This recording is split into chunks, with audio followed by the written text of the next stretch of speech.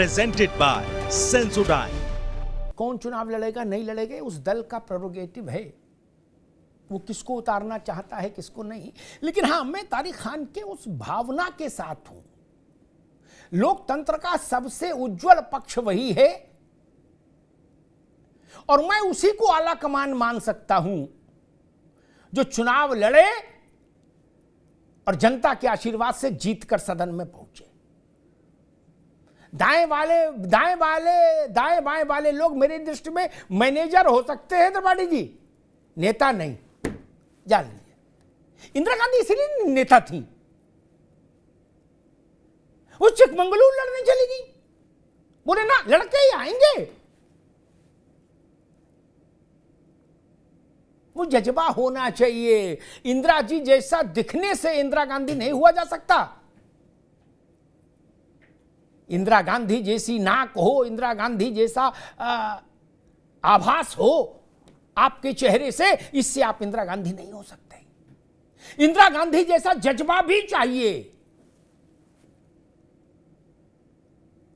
और कई बार जन्म से आला कमान हो जाने वाले लोग कमजोर हो जाते हैं, जनता की लड़ाई में जाने से डरते हैं। जनता की लड़ाई में जाना चाहिए, अन्यथा ये रास्ता क्यों चुना लोकतंत्र का। खैर, अब बात आती है कि कल की जो बैठक हुई जिसमें खड़गे जी का नाम आया, किसी मित्र ने जानकारी दी कि 12 दलों ने समर्थन किया खड़गे जी का। मैं तो कह रहा हूं सब समर्थन करूं और मोहर लगा के घोषित कर दूं ना। मैं इस बात के भी हमेशा पक्ष में रहता हूं कि घोषित होना चाहिए, यह भी लोकतंत्र के लिए अच्छा है। घोषित ही कर दो। फिर खड़गे जी ने काय को कह दिया कि एमपी होंगे तब ना पीएम बनेंगे। क्यों कह दिया? क्लाइमेक्स फिर एंटी क्लाइमेक्स क्यों? और यह बात भी समझ नहीं आई कि पश्चिम बंगाल में कांग्रेस कितनी सीट लड़ेगी, माकपा को क्या देंगी ममता जी, देंगी नहीं देंगी, उसको छोड़कर उन्होंने चिंता जताई बनारस में प्रियंका गांधी को उतारने की। अब सियासत इतनी मासूमियत से तो चलती नहीं, त्रिपाठी जी जानते हैं।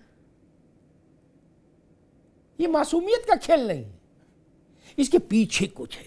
और एक एंगल आता है बहुजन समाज पार्टी का। बहुजन समाज पार्टी और कांग्रेस दोनों में से कोई ऐसा पोस्चर नहीं ले रहा जिससे लगे कि नहीं 100% उधर कोई रास्ता नहीं, बंद है, गली बंद नहीं। कांग्रेस भी कह रही कुछ भी हो सकता है, देख रहे हैं, बात कर रहे हैं, अखिलेश जी की बात का भी वजन है, उस पर भी विचार करेंगे, आदि आदि। क्या बसपा का ऑप्शन खोलकर कांग्रेस चलना चाहती है? और अगर चलना चाहती है तो मुझे लग रहा है कि अभी ये उसके लिए उस स्थिति में अखिलेश यादव को साथ रख पाना मुश्किल हो जाएगा। कि उसका कारण है, बहन जी ऐसे किसी गठबंधन में नहीं जा सकती। मेरी बात से सब सहमत होंगे, क्योंकि कांग्रेस भी बहन जी से गठबंधन कर चुकी और अखिलेश जी तो कर ही चुके, जिसमें उनकी कुर्सी सबसे बड़ी नहीं हो। और अब समाजवादी पार्टी उत्तर प्रदेश में वो स्थिति अपने लिए स्वीकार नहीं करेगी कि वो सेकंड पोजीशन पे आके खड़ी हो जाए। इसीलिए आप देखिए अखिलेश यादव हर बार ये कहते हैं कि सीटें हम बांटेंगे, सीटें हम बांटेंगे, ड्राइविंग फोर्स हम हैं, इंजन हम हैं, डिब्बे पीछे बाकी रो है। झंझनाहट से जल्द आराम पाएं, सेंसोडाइन रैपिड रिलीफ के साथ। जब भी मैं ठंडा खाती थी, जैसे कि आइसक्रीम, मुझे एक झंझनाहट सी महसूस होती थी। ये बढ़ती जा रही थी ये प्रॉब्लम। पहले ठंडे से शुरू हुई, फिर गर्म खाने से हो रही थी, तब जाके मैंने डेंटिस्ट को दिखाया। उन्होंने कहा कि आप सेंसोडाइन यूज कीजिए। अब मुझे फ्रिज से कुछ ठंडा निकाल के खाना हो तो मुझे दोबारा सोचना नहीं पड़ता है। और कल जो मेरी समझ कहती है, शायद इसी ढंग की एक व्यवस्था बनी है अनौपचारिक तौर पर, बाकी तो त्रिपाठी जी की पार्टी जाने, कि अगर उत्तर प्रदेश में कुछ ग्रीवांसेस होंगे तो खड़गे जी अखिलेश जी से बात करेंगे, बाकी नहीं। यानी अजय राय नहीं और कोई नहीं, मल्लिकार्जुन खड़गे और अखिलेश यादव बात कर लेंगे उत्तर प्रदेश में सीटों के बंटवारे पर। ये बात एक अनौपचारिक व्यवस्था बनी। ये वैसी व्यवस्था है जैसी बिहार के लिए नीतीश जी को कहा गया, बंगाल में यही काम ममता जी के हाथ में रहेगा, पंजाब में, दिल्ली में यही काम अरविंद केजरीवाल के पास रहेगा। 200 सीटें ऐसी हैं जहां भाजपा और कांग्रेस की लड़ाई है, तारिक खान, और 247 सीटें ऐसी हैं जहां क्षेत्रीय दल और भाजपा की लड़ाई है, वहां कांग्रेस नहीं। और 100 सीटें देश में ऐसी हैं जहां भाजपा राजनीतिक तौर पर मजबूत नहीं है। 547 हो गई। कुल समीकरण इतना है देश का।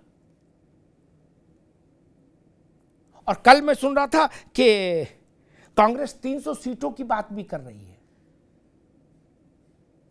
आंकड़ा कहता है कि कांग्रेस और बीजेपी की जहां सीधी लड़ाई है, ऐसी सीटें 200 हैं कुल, और क्षेत्रीय दल और भाजपा की लड़ाई वाले 247 सीटें। और जो 100 सीटें हैं उनमें भी क्षेत्रीय दल मान के चलिए, जिसमें तमिलनाडु है, केरला है, आंध्रा है। तो वहां जहां बीजेपी बहुत कमजोर है, ना के बराबर उपस्थिति में है, तो वहां कांग्रेस भी मजबूत नहीं है बहुत। वहां क्षेत्रीय दलों का खेल है। तमिलनाडु में स्टालिन है, कांग्रेस नहीं। केरल में वामपंथी मोर्चा है, कांग्रेस उतनी मजबूत नहीं। राहुल गांधी के जीतने में भी वामपंथी मोर्चे का सहयोग रहा। और ये बात शायद त्रिपाठी जी की पार्टी को याद ही होगी कि अभी माकपा ने कहा था कि राहुल गांधी को अब अमेठी लौट जाना चाहिए, क्योंकि केरल में कोई खतरा नहीं है भाजपा से, हम सक्षम हैं लड़ने के लिए, निपटने के लिए, अब अपने मोहल्ले में लौट जाए राहुल गांधी। वहां भाजपा का ज्यादा जोर है, तो वहां जाके जोर लगाएं और अमेठी से चुनाव लड़ें।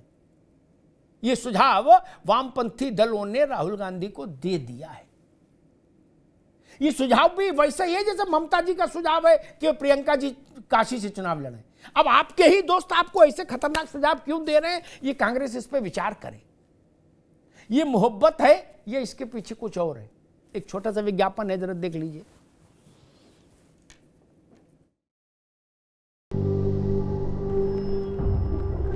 झंझनाहट से जल्द आराम पाएं। सेंसोडाइन रैपिड रिलीफ के साथ।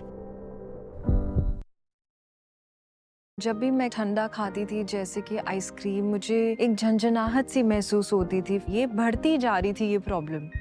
पहले ठंडे से शुरू हुई, फिर गर्म खाने से हो रही थी। तब जाके मैंने डेंटिस्ट को दिखाया। उन्होंने कहा कि आप सेंसोडाइन यूज़ कीजिए। अब मुझे फ्रिज से कुछ ठंडा निकाल के खाना हो तो मुझे दोबारा सोचना नहीं पड़ता। प्रश्न वही है कि INDIA गठबंधन को, इंडिया गठबंधन को अभी अपने सबसे बड़े इम्तिहान से गुजरना बाकी है। 4 बैठकें हुई, चारों बैठकों में ये तो कहा गया कि हम एकजुट हैं, लेकिन एकजुटता का जो इम्तिहान है वो अभी तक नहीं हुआ। टेस्ट, वो टेस्ट है देश भर में सीटों का बंटवारा शांतिपूर्ण ढंग से सद्भाव के साथ हो जाए। वो सबसे कठिन काम है। कांग्रेस गठबंधन के नेताओं ने कल ऐसी उम्मीद जताई है कि हम दिसंबर समाप्त होते होते इस दिशा में आगे बढ़ जाएंगे सीटों के बंटवारे को लेकर। कितना हो पाता है, कितना नहीं हो पाता है, इस पर गठबंधन का स्वरूप क्या रहेगा, उसका मिजाज कैसा रहेगा, उसमें एकता कितनी रहेगी, ये इस बात पर निर्भर करेगा कि सीटों का बंटवारा कैसे होता है। और जो लोग चुनाव की राजनीति को करते हैं वो इस बात से सहमत होंगे कि सबसे कठिन होता है किसी दूसरे दल के लिए सीट छोड़ना। इस सबसे कठिन इम्तिहान को इंडिया गठबंधन कितनी सहजता से पास करेगा, इस बात पर देश भर की निगाह रहेगी। धन्यवाद। झंझनाहट से जल्द आराम पाएं। सेंसोडाइन रैपिड रिलीफ के साथ।